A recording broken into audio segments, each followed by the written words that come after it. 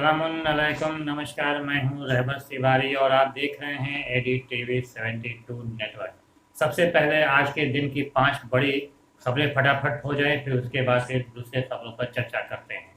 मशहूर हुर्रियत नेता जम्मू कश्मीर के अशरफ गिलानी का आज निधन हो गया। लंबी बीमारी के बाद 91 वर्ष की आयु के बाद उनकी निधन हो गया। इस पर सभी ने गहरा शोक व्यक्त किया। मशहूर एक्टर बाल वधू के एक्टर बिग बॉस विजेता सिद्धार्थ शुक्ला का हृदय गति रुक जाने से निधन हो गया। इससे सिनेमा जगत में शोक की लहर दौड़ गई। सभी ने सच्ची श्रद्धांजलि देने के साथ शोक व्यक्त किया। अंतर्राष्ट्रीय अध्यक्ष विश्व हिंदू परिषद के राष्ट्रीय अध्यक्ष ने अयोध्या का दौरा किया। न सिर्फ उन्होंने राम जन्मभूमि बल्कि हनुमानगढ़ी पर माथा टेका और सरयू नदी के किनारे होने वाले आरती में भागीदारी किया। साथ ही कार्यशाला का भी उन्होंने जायजा लिया।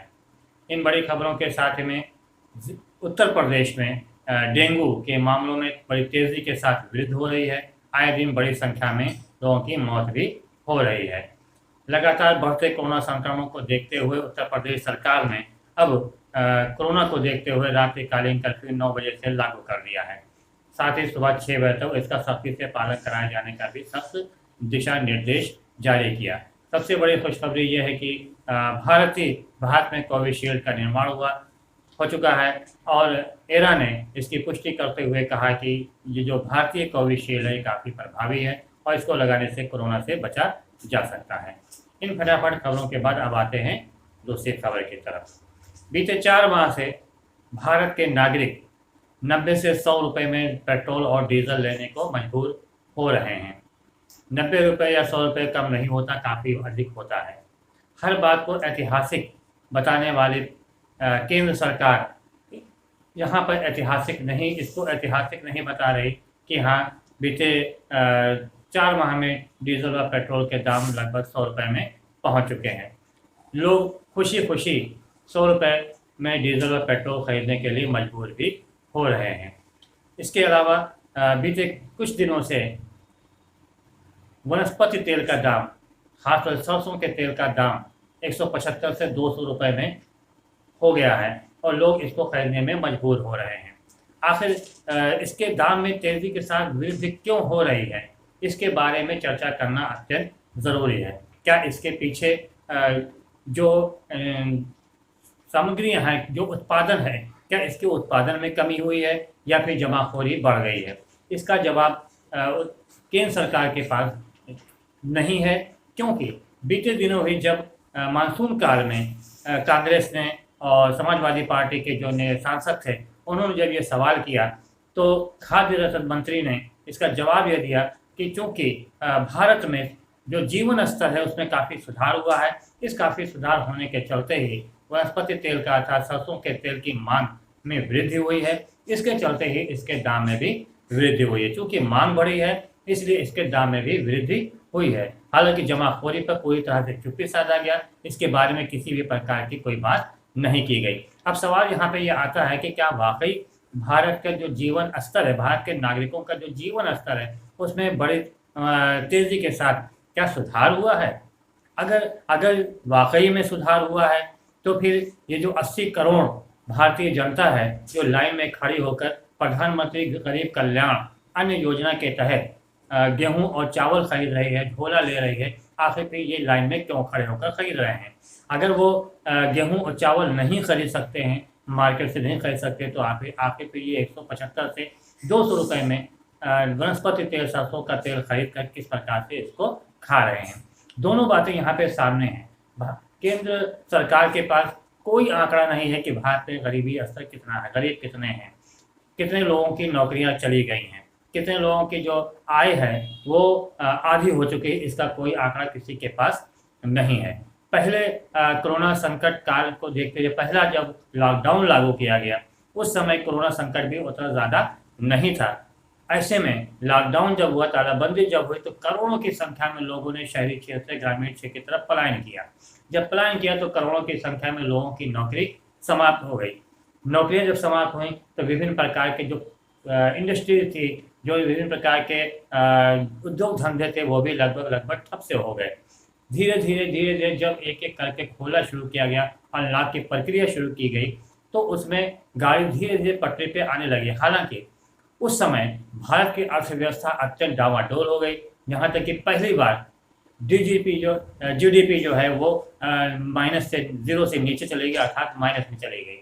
लेकिन धीरे धीरे जब सुधार आना, अर्थव्यवस्था में कुछ ही सुधार आया था कि बीते अभी मार्च अप्रैल में स्थिति क्या हुई, किसी से छुपा हुआ नहीं है। अब यहाँ पे सवाल ये आता है कि लॉकडाउन के चलते, जो 2 बार लॉकडाउन लगा, कोरोना संकट के चलते विभिन्न प्रकार के जो कार्य हैं, विभिन्न प्रकार के जो व्यवसाय हैं, वो पूरी तरह से ठप हो गए, बुरी तरह प्रभावित हुए। जब प्रभावित हुए तो करोड़ों लोगों की नौकरियां चली गईं, तमाम लोगों की जो आय है वो आधी हो गई। जब आधी हो गई तो इनका जो क्रय का स्तर है वो काफ़ी कम हो गया। जब क्रय का स्तर कम हुआ, क्योंकि जब पहली बार लॉकडाउन लगा उस समय लोगों के पास जमा पूंजी थी, इसलिए उन्होंने खरीदारी जमकर किया, उनके खरीदारी पे किसी प्रकार का विशेष प्रभाव नहीं पड़ा। लेकिन जब धीरे धीरे दोबारा कोरोना संकट लगातार जारी रहा और दूसरी वेव जब आई, तो इसके बाद एक बार फिर से जब लॉक की प्रक्रिया चालू हुई, जो दुकानें बंद होने लगी, मार्केट बंद होने लगी, व्यवसाय ठप होने लगा, तो अब लोगों के पास क्रय करने के लिए पैसा भी नहीं रह गया। जब उनके जेब में पैसा ही नहीं हुआ तो खरीदारी कम हो गई। जब खरीदारी कम हुई तो इसका सीधा प्रभाव मार्केट पर पड़ा। जब मार्केट पड़ा तो पूरी मार्केट बैठ गई, जिसके चलते देश की अर्थव्यवस्था पूरी तरह से डावाडोल हो गई। क्योंकि आर्थिक तंगी हुई और आर्थिक तंगी के चलते लगातार लोगों ने आत्महत्या करना शुरू कर दिया, मजबूरन शुरू कर दिया। चाहे वो औरैया का मामला हो, ग्वालियर का मामला हो, कानपुर का मामला हो, आंध्र प्रदेश का मामला हो, महाराष्ट्र का मामला हो, तमाम ऐसी जगह पे लोगों ने आत्महत्या करना प्रारंभ कर, आर्थिक तंगी के चलते आत्महत्या करना प्रारंभ कर दिया। आंध्र प्रदेश में एक व्यक्ति ने अपनी पत्नी और 3 बच्चों के साथ आर्थिक तंगी से ऊबकर आत्महत्या कर लिया। कानपुर में एक व्यक्ति ने अपने 2 पुत्रियां का और पत्नी का जब वो गुजर बसर नहीं कर पाया तो आर्थिक रूप से तंगी के चलते उसने आत्महत्या कर लिया। कानपुर में ही मंदिर बंद होने के चलते प्रसाद की बिक्री करने वाला दुकानदार की आर्थिक व्यवस्था अत्यंत डावाडोल हो गई, घर का खर्च चलाना मुश्किल हो गया और नतीजा ये रहा कि उसने बाद में मजबूर होकर आत्महत्या कर लिया। आखिर कोरोना संकट के चलते कितने लोगों ने आत्महत्या किया है, इसका कोई आंकड़ा केंद्र सरकार के पास नहीं हुआ।